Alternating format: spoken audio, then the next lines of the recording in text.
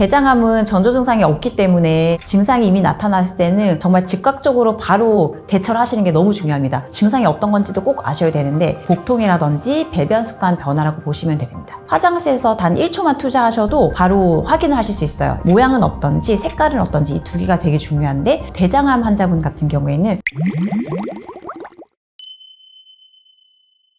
실제로 우리나라가 대장암 발병률이 아시아에서 1등을 찍었어요. 이제 불명예스러운 일인데 세계 발병률 속도에서도 지금 2위거든요. 그리고 OECD에서도 거의 압도적으로 지금 엄청난 증가율을 보이고 있는데 젊은 연령층이 지금 계속 많이 늘어나고 있거든요. 2030 세대, MZ 세대들이 대장암 환자분들이 되게 많이 늘었다. 식습관과 생활습관이 그냥 너무 안 좋아진 거죠. 술하고 담배도 당연한 거고요. 대장암 발병률과 굉장히 관련이 있다고 되어 있어요. 대장 속에 들어와서 유해 물질로 바뀌고 대장 점막을 상처를 가속화시키고 장내 정상 세균총을 망가뜨리고 그러면서 결국 대장암 돌연변이를 만들어내는 거죠. 예를 들어서 배달 음식, 조미료 팍팍 들어가고 그다음에 당 많이 들어가고. 왜냐면 배달 음식들은 일단 입맛을 사로잡으려면 맛있어야 돼요. 맛있으려면 각종 안 좋은 조미료와 설탕이 듬뿍 들어가야 되거든요. 그거랑 더불어서 전혀 야채를 안 드시는 분들, 채소화해서 드시는 분들은 야채 자체, 즉 식이섬유가 대장 점막에서 팽창을 해서 음식물이 빠져나가는데 굉장히 도움을 많이 주고 보통 나쁜 식습관 가지신 분들이 과일과 야채 참 안 드세요. 그런 것들이 다 요소가 되지 않을까 싶어요. 우선 이유는 무슨 증상이 나타나도 술 마셔서 변해서 피가 나오나 뭐 이런 식으로 증상을 대수롭지 않게 넘기는데 그래서 진단 자체가 굉장히 늦다고 되어 있고요. 그 다음에 젊은 분들은 그 특징상 암세포들이 빨리 진행을 해요. 나이 드신 분들은 대사 자체가 느릿느릿해지고 암세포도 느릿느릿 커져서 실제로 너무 고령이신 분들은 암의 진단을 받아도 수술을 안 하기도 하거든요. 근데 젊은 분들은 그렇지 않고 진행 속도가 자체가 빠릅니다. 그것도 무서운 점도 있는 것 같아요.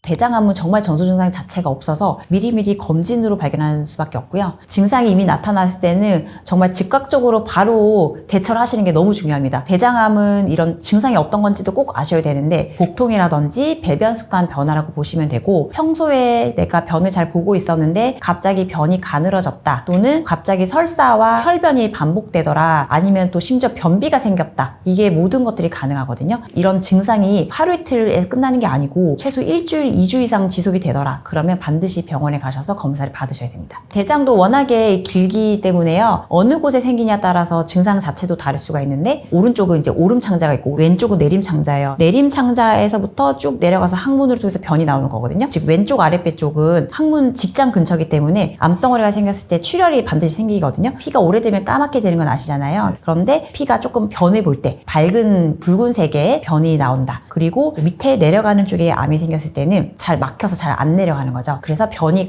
가늘어진다든지 변비가 걸릴 수가 있어요. 만약에 암이 오름창자 쪽에 있다. 그러면 변비는 없는데 변 색깔이 새카맣게 나오기 시작하는 거예요. 오래된 피가 나오기 때문에 까매져서 흡변을 본다. 이런 케이스면 이렇게 의심을 하시면 될 것 같습니다. 대장암 같은 경우도 화장실에서 단 1초만 투자하셔도 바로 확인을 하실 수 있어요. 이거 굉장히 유용한 팁인데 변을 보시고 항상 바로 그냥 물을 내려버릴 수가 있는데 그러지 마시고 변 상태를 좀 확인하시는 게 좋아요. 모양은 어떤지 색깔은 어떤지 이 두 개가 되게 중요한데 모양 자체는 바나나 변이면 당연히 좋은 건데 그렇지 않고 설사처럼 나오거나 아니면 토끼똥처럼 나온다. 덩어리가 막고 있으니까 변이 못 오고 시간이 지나서 딱딱해지잖아요. 그래서 한 방울씩 한 방울씩 토끼똥처럼 나오는 거죠. 아래쪽에 종양이 크게 생겼을 때 그런 증상이 나타날 수 있고 보통 그런 분들은 변비와 설사가 반복을 해요. 이상한 배변 습관이 생겼다 그러면 안 좋은 사인일 수 있고요. 그 다음 색깔도 굉장히 중요한데 치질 환자분들 같은 경우에는 항문 자체에서 나오기 때문에 새빨간 피가 뚝뚝 떨어져요. 근데 대장암 환자분 같은 경우에는 피가 뚝뚝 떨어진다기보다는 변에 피가 묻어서 나오는 거예요. 가라앉아 있는 변에 빨갛고 검부스름한 점액성 같은 피가 조금 붙어 있더라 이러면 대장암을 시사하는 소견일 수 있습니다.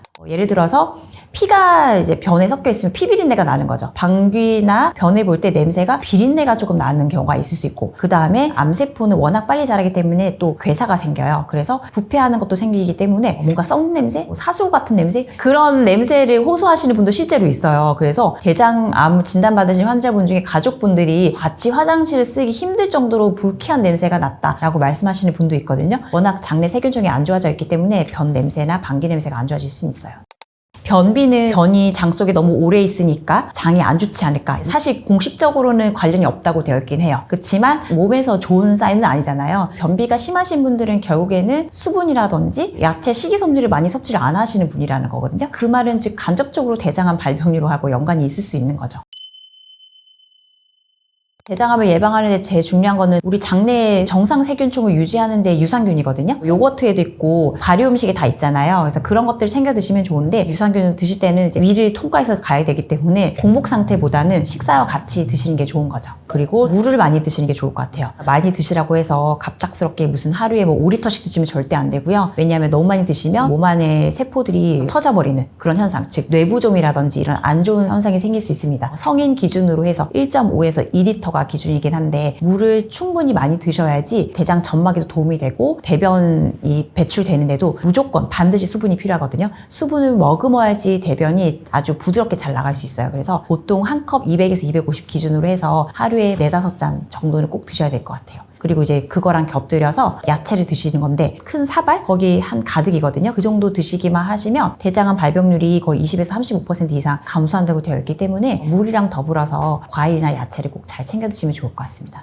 대장암 발견하는 데는 유일한 검사법은 대장 내시경 말고는 없다고 보시면 될 것 같아요. 다만 대장 내시경은 이제 또 사람이 하는 거다 보니까 굉장히 짧은 시간에 내시경을 끝내는 그런 복잡한 곳보다는 소화기 내과 전문의 선생님이 운영하시는 1인이나 2인 의원에 가셔서 그런 곳에서 믿고 검사를 하시는 게 제일 안전할 것 같아요. 보통 정상이신 분이라면 5년에 한 번씩 하시면 충분하시고요. 예전에 용종이나 이런 과거력이 있으셨던 분은 3년에 한 번씩 하시면 좋을 것 같고, 내가 만약에 가족력이 있고 유전자가 아예 있으시다 이런 분도 있거든요. 그런 분들은 매년 하시는 걸 추천드립니다. 대장 내시경 하시면 당연히 용종을 발견하는 거거든요. 근데 그거 말고도 유전성 병도 발견할 수가 있고요. 예를 들어서 가족성 용종성 선증 이래가지고 용종이 수백 개가 있는 분도 있고요. 그거 외에 크론병이라든지 궤양성 대장염 이런 것들도 다 가능하기 때문에 대장 내시경은 암뿐만 아니고 각종 대장 질병을 다 발견할 수 있는 좋은 도구가 되겠습니다. 대장 내시경 하기 전에는 웬만하면은 씨 있는 음식들을 피하시는 게 좋고, 쬐끄만 씨들이 잘 빠져나가지 않기 때문에 딸기씨라든지 이런 것들이 대장 내시경 할 때 그 카메라에도 박혀버릴 수가 있어요. 씨가 있는 음식들 안 드시는 게 좋고요. 시키는 대로 의료기관에서 쪽지를 항상 주거든요. 주의사항 그거 꼭 지키시면 좋을 것 같아요.